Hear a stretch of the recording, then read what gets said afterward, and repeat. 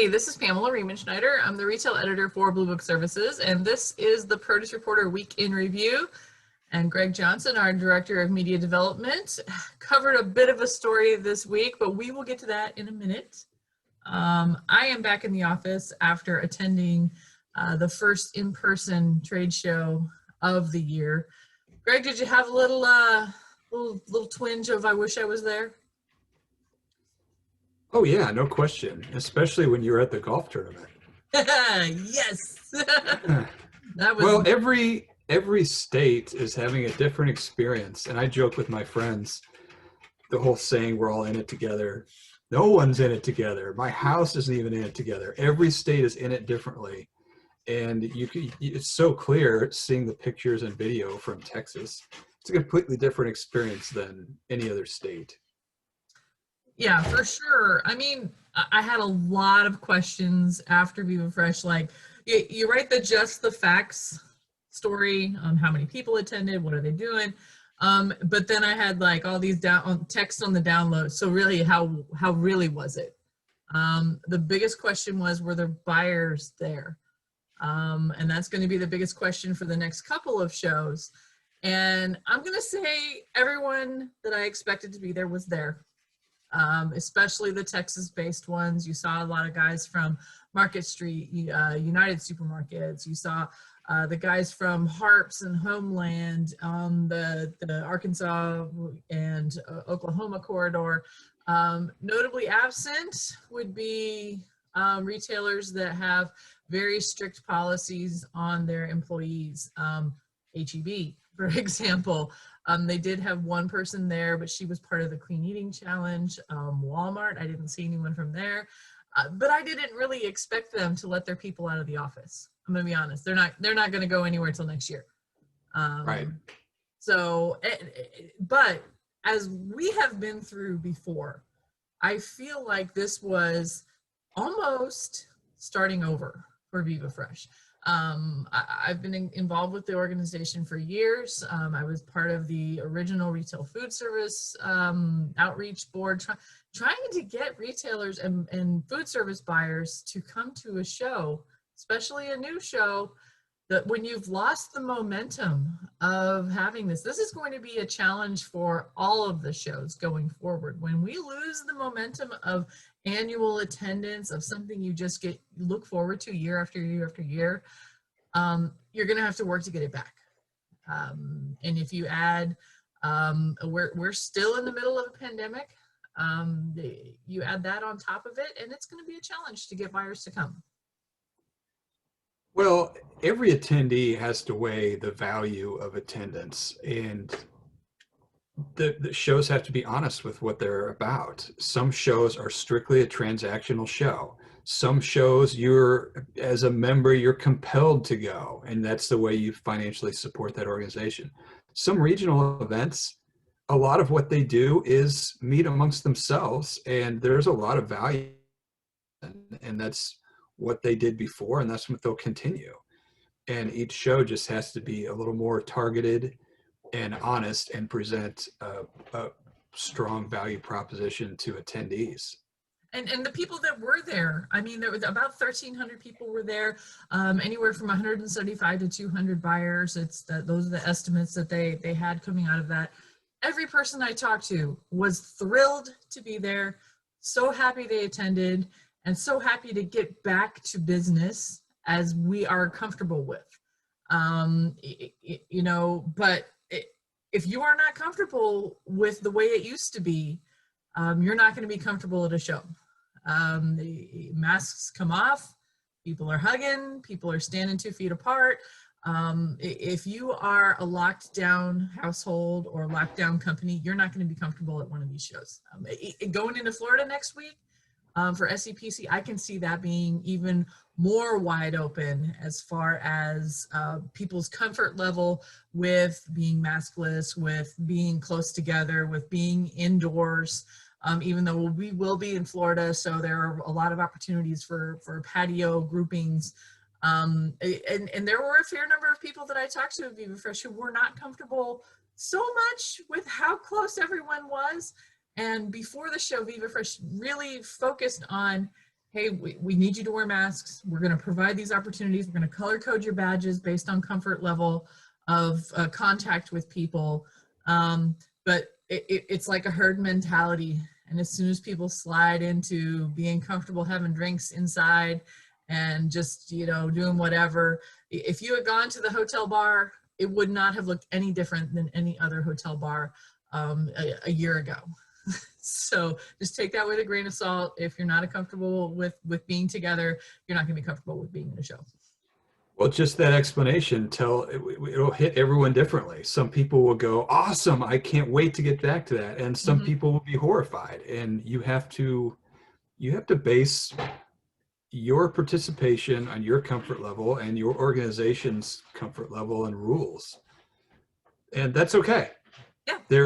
There should be options, and there should be. The only thing that Viva Fresh, TIPA and SEPC can do is to provide the atmosphere and provide the options and the reminders that when you're on a trade show floor, you're supposed to be wearing a mask, and they can't like come through and police you booth by booth and make you do it, and people don't want to be made to do it.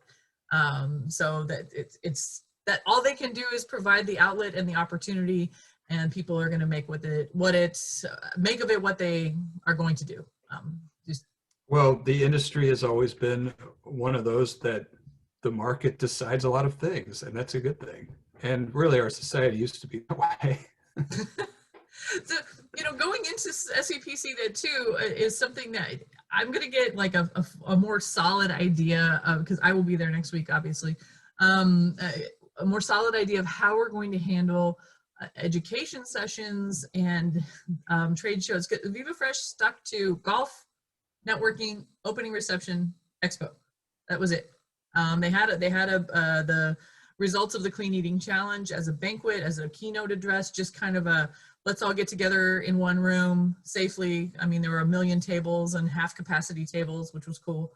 But SEPC has decided to have the hybrid virtual and in-person education. Our friend Anna Marie will be presenting the power of produce. It's going to probably look very similar, only with spaced out seating.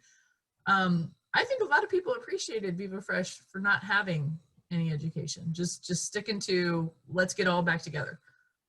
So it's still up in the air on whether or not United Fresh is going to have the show. People were still talking about it because California is not open yet, not for, and their trade show is supposed to be in LA. So is that actually going to happen? But what are we going to do with education going forward? The hybrid model, the attendance for that will probably set the stage on whether or not we're going to continue to have these hybrid in-person and online education sessions, or just scrap it for one or the other. Yeah, we just have to see it play out. Yeah, it's a wait and see on that. And honestly, you know, the people who attend education sessions typically are the ones who sit in the front row, take all the notes, and you know, do all the working group projects from when we were in high school. And they're going to show up online whether or not. And so. The whole point of a trade show right now is to get buyers and sellers together and to get the industry back together and talking. So that's great. Now, you know, we had a lot of news this week. We had Sunworld got acquired by a private equity company. And then like an hour later, PMA and United are like, hold my beer. Yeah, really. Well, on top of some of the Dollar General coverage we had, is still a high value and very interesting. Yeah, obviously the PMA United merger, which came out a couple days ago. Everyone in the industry, I mean, I wrote in my column, it's been more than 50 years that people have been talking about it. So basically everyone in the industry, no matter how long they've been in the industry, has heard about this possibility. And then bam, it happens. I will note, however, that they came out with this news and the press conference is on Trust No News Day. It's like, right? This is when Dole's launching, you know, a pack of banana peels and Green Giant's launching cauliflower flavored Peeps. And here we are. We have a press conference for PMA merging with United. So I'll believe it when it starts happening. Nice timing, guys. Yeah. But what are some of the questions that people The have? 31st was the end of the first quarter. But that People are in makes court. sense. But for me, the timing, I wonder, I mean, I know that there's a lot of moving parts, and that's what some people have said to me. I talked to a couple of folks about this, industry leaders, former chair people of of both PMA and United, and I'm like, why couldn't they have done this in the fall and had the 1-year transition period be 2021? It seems like that would maybe be a little more prudent than having 2022 be the transition year. And a lot of questions. What are some of the questions that you had, and how do you think this is going to, play out in the industry?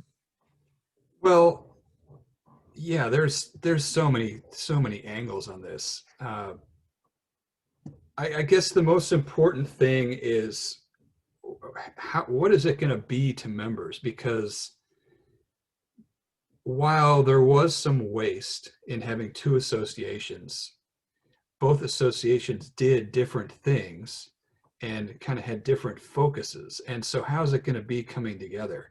I think that's going to be one of the most interesting things. And then one of the things that I heard other people talking about, and it's been talked about for a while when they talk about a merger, is if you were to start from scratch, what would an industry association look like?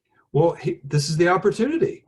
I mean, how often do you get a chance where you can kind of start from scratch? They can do that. It's just there's so many people who have so many different ideas. Who knows how this is going to shake out? We'll learn a lot from what they decide they're going to do to balance the board, because United Fresh is very much led by the grower shipper side of the industry, and PMA's board is a United Nations. And so there are more buyers on it, and we'll start to see when we know what the board looks like, what they think the focus is going to be. And just anytime you see consolidation, you know that it's just part of the business cycle, and that you can't ever be everything to everyone. And when groups get bigger, there are small parts that are left out, and there are companies and groups and people who fill those voids. And so they just have to figure out what's the most important thing. Some of those most important things are raising consumption and having a food safe system and centralized spokesperson, spokes group, and continuing the lobbying in Washington, which is a necessary evil. Those are the big things, and that's what they'll focus on. And they've gotten past some of the personality issues that they've had in the past, which may not be polite to talk about, but it was certainly reality a decade ago, and that's not an issue now, and that's good. Yeah, immediate questions for people, especially people who are, planning to attend United Fresh, if there's a United Fresh, in just over we got April, May, June, 2.5 months from now. Will that happen? Is it going to happen? How are we going to handle trade shows? Are we going to have two big shows? Are we going to have just a policy show and a marketing show? So many questions. And I'm sure even the name of the new organization, what is it going to be? All of these things, I'm sure, are the complicated matrix of things that they're going to be ironing out. And if it had been something quick, as in like starting January 1st of 2021, they wouldn't have had time to figure all this stuff out if they had done it that soon, although it might have made things a little easier just to figure out what's going on through the spring. But we will definitely be watching, and I'm sure following up on this as it progresses. And it's, yeah, wow. I mean, finally happened. I remember 10 years ago when they were talking about it happening, a lot of people were upset that it didn't happen back then. So, well, are you happy now? Now what do you want? Yeah. Well, almost everyone I talked to, I will say everyone I talked to has said this is a good thing. This is a good thing for the industry, and it's an opportunity. Yeah, for sure. I think most people will agree that it's a great thing for the industry. And even when I posted it on social yesterday, it went pretty far, and every reaction to it pretty much was either this is great or what took you so long. So we'll see how that shakes out. And for now, that's it for the Produce Reporter Week in Review. If you are not getting the Produce Reporter newsletter, you need to go to producebluebook.com and sign up. And happy opening day. Oh, yeah. Happy baseball. Woo! It is opening day.